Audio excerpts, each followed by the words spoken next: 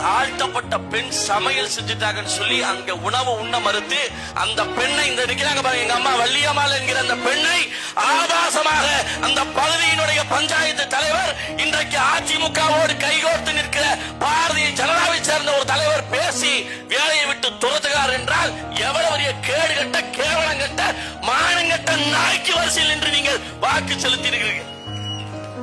இதான் ஏன் இடத்துல பதிவு செய்யறோம்னா, காவல்துறை நீங்க வீடியோ எடுத்துட்டு இருக்கீங்க, உளவுத்துறை உட்கார்ந்து கேட்டுக்கொண்டிருக்கிறீங்க.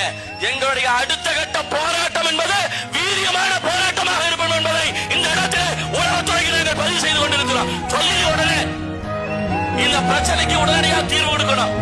நாங்க மத்த கட்சி மாதிரி கூல கும்பிடு ஓட்டு